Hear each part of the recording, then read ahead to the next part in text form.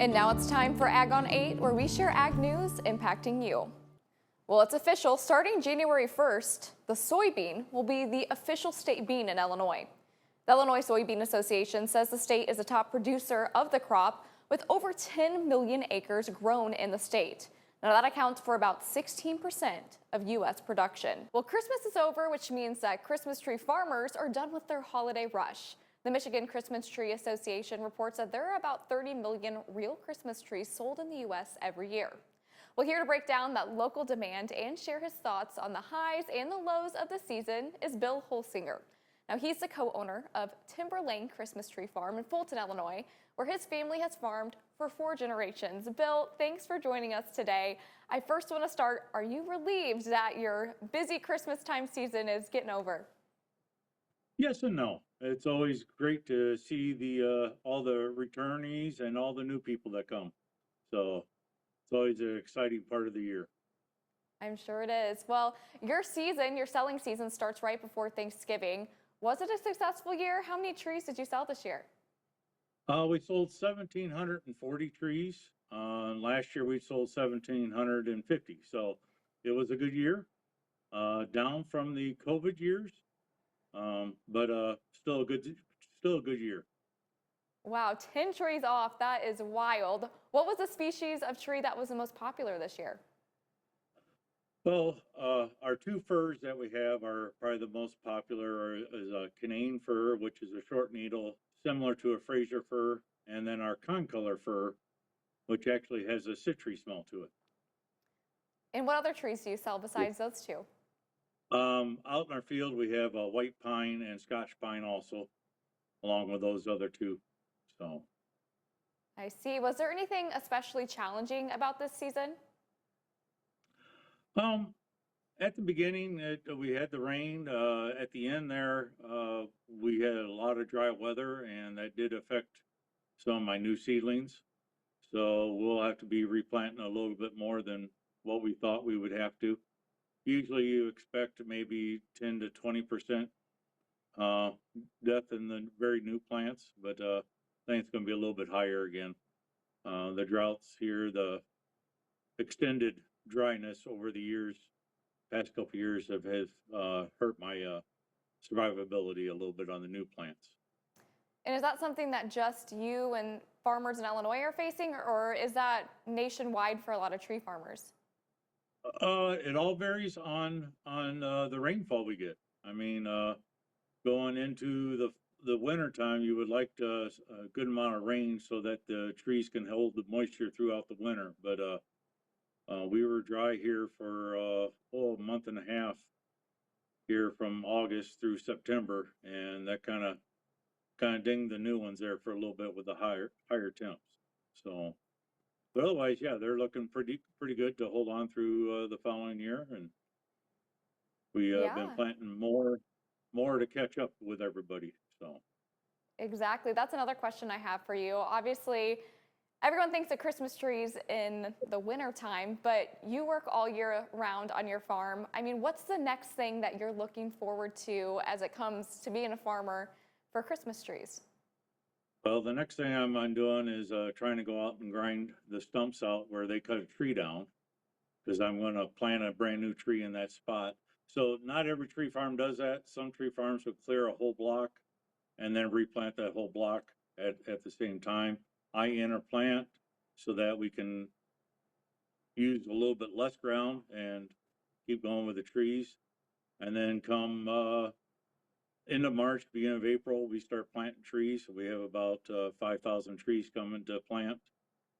And then it's mowing, spraying, from there to the end, and come middle of June through August, I trim the trees. We were talking about raising trees, and I know you buy some too. You also have a store on your farm where you sell wreaths and garland. Is this something that you make yourselves, or how does this process work? The wreaths and garland we have shipped in to us from Wisconsin. We just we don't have time to make all that. So, but we have 2 gals here that just decorate the tar out of stuff, and it's amazing what they can produce in a short amount of time. And so, yeah, we have wreaths, garland, gray blankets, a little bit of everything. Some of the specialty items like the gray blankets, maybe call beforehand and pre-order, and then we can make sure we have them on hand. But otherwise, yeah, we sell a couple hundred of everything together, and then we also have our gift store that we have things decorated. We buy a lot of it. We have a few people that bring things in, but otherwise, for the most part, kind of a shot of the store a little bit Very good. after season. So our next process on that is actually to do inventory. And so we get to go through each little ornament and count how many we have left. That So sounds it's a like a long lot of process. fun. It does. Wow, wow. Especially, after being so busy outside, then to come in and be busy with all that as well. Yeah. Obviously, we're talking about being busy. Christmas is really busy for you guys, especially during these winter months. But what makes you passionate about your job, especially during the holiday season? It's basically just seeing everybody in a great mood. I mean, the reason for the season is Jesus. God is about love and love everybody. So the season is just so happy, and you see families enjoying each other, which a lot of times, which we're doing right now over the phone and video instead of in person. Now we're in person, and it's a great thing to be.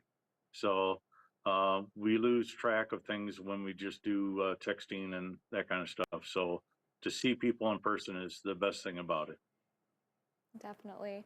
I wanted to go back before we end real quick. You were mentioning COVID earlier. Did that have a direct impact on your sales? It sounds like you guys maybe had a boost in your sales during that time. Yes, the very first year, I think in 2020, we hit 2,200 trees.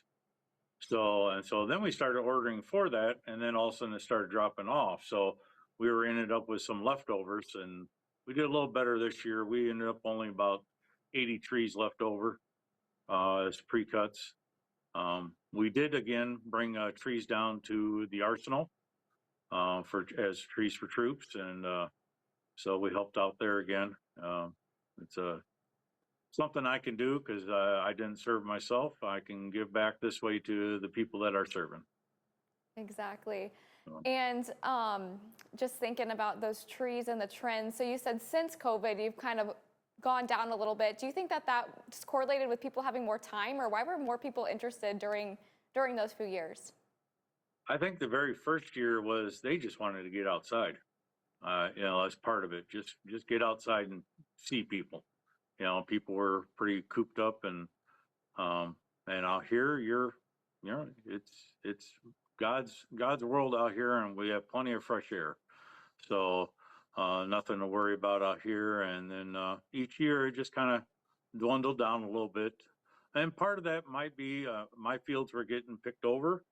So we're rebuilding, and it takes about 6 to 8 years to rebuild so that our fields can stay open longer. And we're getting closer. So we're actually clearing timber to plant Christmas trees. So we're trying to get there for everybody. Bill, thanks so much for joining us today and sharing about your season. We wish you the best of luck the rest of your year. Well, if you're looking to buy a new drone, it likely won't be from a foreign country. In the last week, the Federal Communications Commission added foreign-made drones to its ban list. That means new drones from companies like DJI and some critical components will no longer be able to get new approvals in the U.S. I talked with Will Dawson, the founder of the Agricultural Drones Initiative, and he walks us through national security concerns and what it means for industries using drones.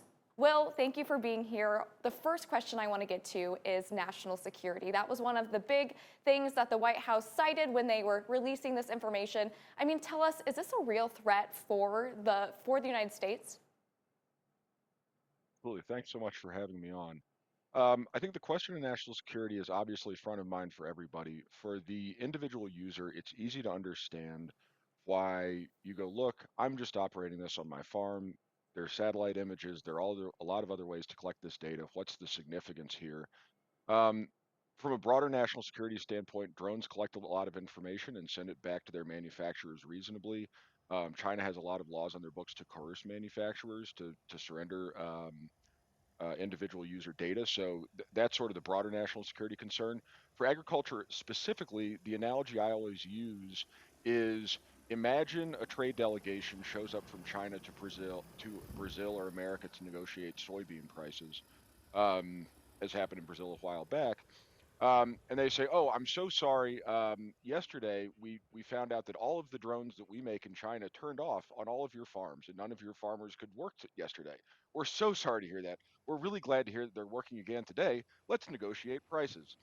And so that sort of soft coercion, right, the ability to to functionally turn off your tractors at will, I think is the major national security concern. And currently, right, when they're relatively low penetration in the market, I understand why folks see it as sort of a nebulous and distributed concern.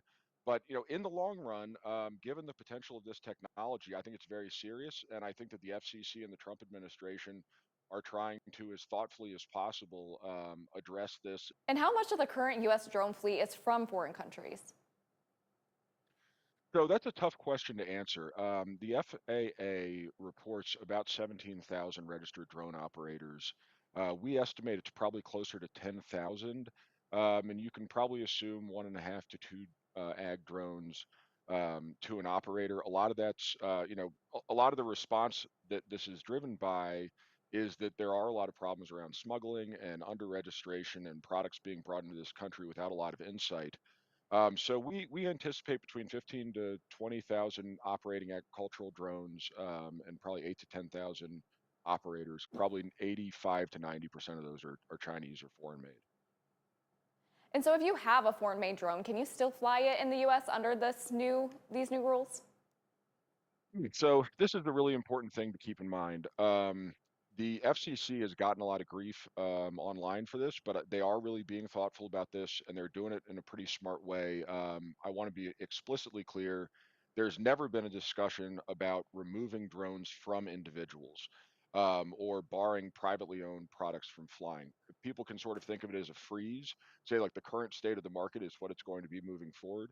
But no, individuals will continue, barring a big shift, will continue to have the right to operate their agricultural drones. I do want to add, though, that the FCC does have a wide remit of authority to change the import and sale and marketing, but not private use. Now let's go to the impact. I mean, what does this mean for farmers or people looking to buy drones? I know a number of people personally who have models that are made from foreign countries. What are they going to look at going forward? It's a great question and something ADI is working hard on. I think we've got some interesting projects in the pipeline that'll solve that. I don't mean to be coy, but we'll keep that sort of close to the vest for now. But I think that solutions like that are on the horizon, but there are also a lot of great American companies, that are coming online and developing more competitive products. Helios, Central UAS, XD's coming online. There are a couple other ones in the pipeline that I think we can expect in the next year or two. One of the big advantages that I try to talk to folks about is this technology is there, and the knowledge is there, and the ability is there. It's a matter of getting folks with those expertise to work with us in our field. And so that's something we're really encouraging lawmakers and policymakers to help. And I think that this race is yet to be fully run. I think this is a starting gun. This isn't the finish line. And I think that we're going to have a lot of really exciting American products coming out here in the next few years. Are there any other positive or negative impacts the agriculture industry is going to see going forward? So I think that with this ban in particular, I think that the big advantage is that you're hopefully, and this is something we're working on pretty hard, is the democratization of the industry. So right now, DJI has sort of been the 800-pound gorilla. A lot of software is oriented towards DJI, and ADI is working hard to make sure that for the farmer, right, it goes back to the right to repair thing. um, I really want to get back to a world in which when you own your drone, you can get the best services and the best technologies integrated as efficiently as possible. I think that um, reshoring the manufacturing a lot of these products, and some of the policy work that we're doing right now will help ensure that for the American farmer, if you see something in a similar piece of software, something like that, that you want to integrate into your drone, hopefully that'll be easier, because I think that this technology, like I said, is just getting started. I think it's got tremendous opportunities for savings on irrigation, fertilizer, pesticide application, making farmers safer. I think swarming, the potential to operate more than one drone with one operator is really is something that's exciting and on the horizon, as is night operations. So I think that the hope is that I think this is going to transform a lot of the industry, and 10 to 15 years from now, we'll be looking on this a lot of the way we looked at cell phones in 2007 or 2008. I mean, I think this is an exciting frontier we're on. And how have drones changed agriculture in the last 5 years? Absolutely. So I think the two biggest changes we've seen are the adoption of multispectral drones, which are smaller drones that can analyze plant health. They can do a lot for helping with irrigation, especially during droughts, and then more targeted fertilizer applications. For the larger drones, I think the biggest advantages are, especially in areas with sort of hilly terrain, you can deploy pesticides a lot more safely and a lot faster. Um, you get a lot of efficiency gains. You get the producers out of the field and away from pesticide exposure. So I mean, I think that's the question is absolutely valid, but I think that the thing that I'm really excited about is that the gains in the last 5 years, while tremendous, are really just the tip of the iceberg. And so I think what's exciting and what we're trying to help support is integrating multispectral with the larger drones, and really empowering the farmers to help save on resources. God knows everybody cries when they have to put out another pound of fertilizer, given the prices right now. And I think that the real benefit is that we can end up saving a tremendous amount on inputs, and really reframe how people think about raising their crops, and getting the farmer the information they need to make the right decisions, as the growing season progresses. Well, you obviously have extensive knowledge on both agriculture and the drone industry. You're the founder of this company. I mean, what motivated you to create this group?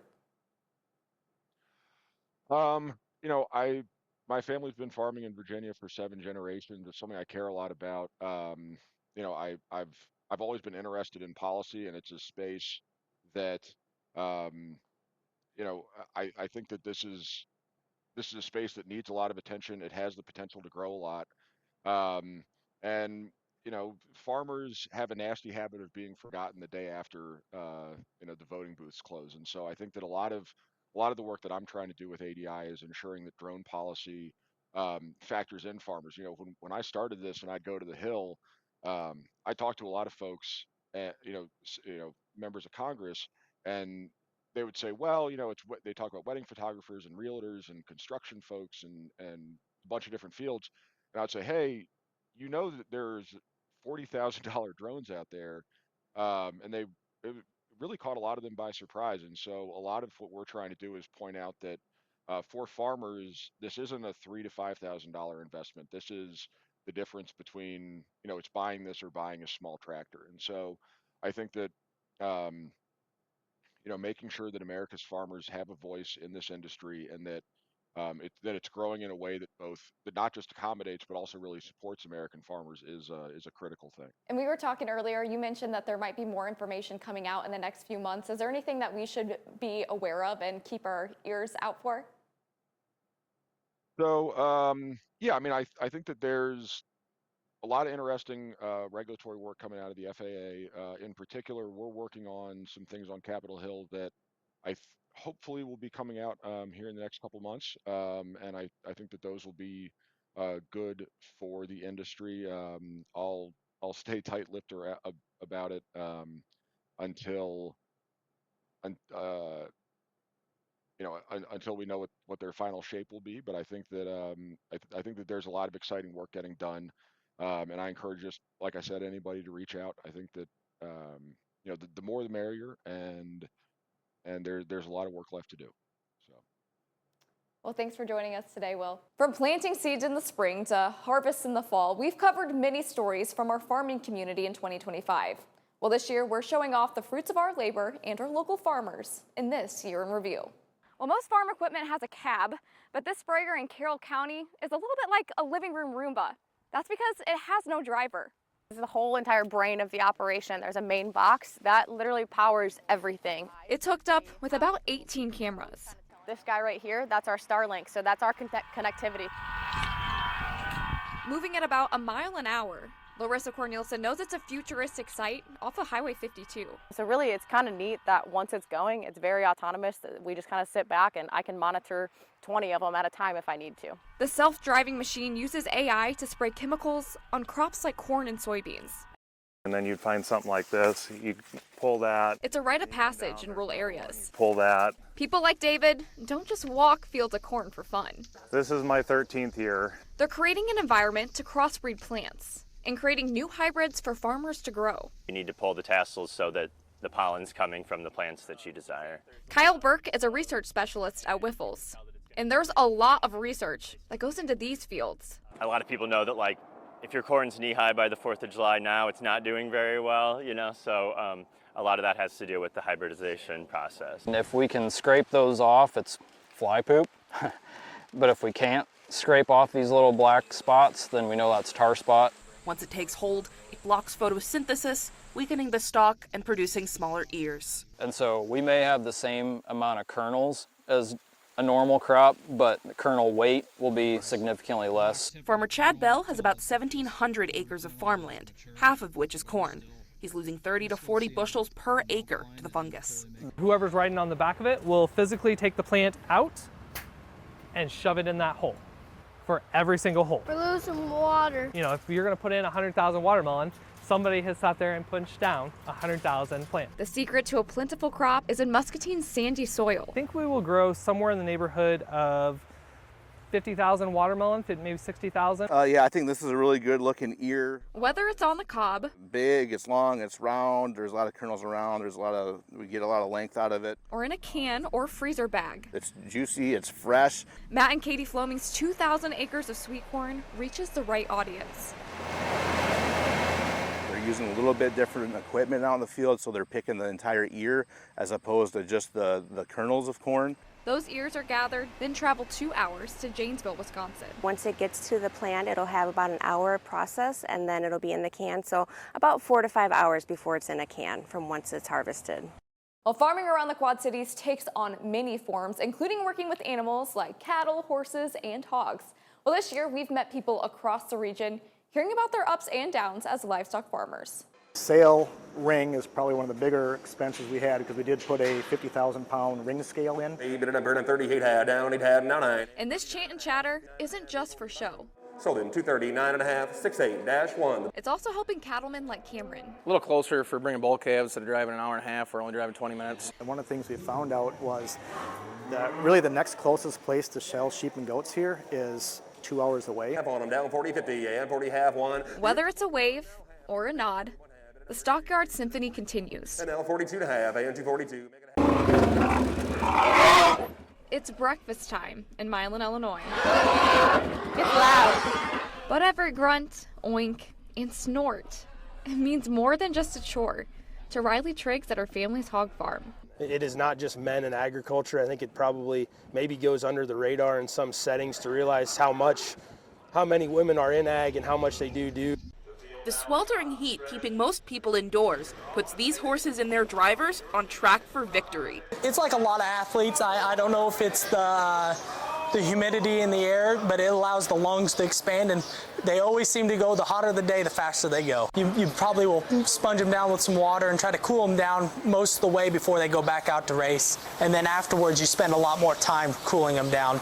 You don't just throw them in a stall and leave them. You know, you do a lot more care to them on a hot day. We have a heifer calf, Baldy heifer calf, born last night. Minert Show Cattle, a livestock farm in Anawan, already having 70 baby calves so far this year. I think we're up to 4 this week thus far. It's a 100-degree temperature drop from the mama cow's warm womb to the biting air outside. We're here right away to bring those calves inside to this heated environment right here so they can be warm right away. Adam and the crew bedding, checking, and drying off the babies, making sure that they're healthy and alive. So we're not risking hypothermia or frostbite on the ears. Wesley's a Morrison native, and he has the boots and the look for the job. Yeah. Bush is who you call when the cows are out. Most jobs are 5 or less, occasionally get into 10, but it's not unheard of to get over 100. All right. He has experiences with pushed over fences and loose cattle near the interstate. A lot of my work is in the cornfield, and that's just corn all around you, but at the same time I get, to travel and see river, bluffs. While strategy is key for cattle catching, Plan A is always to herd. Plan B is never too far out of reach. Then I just go straight to roping them.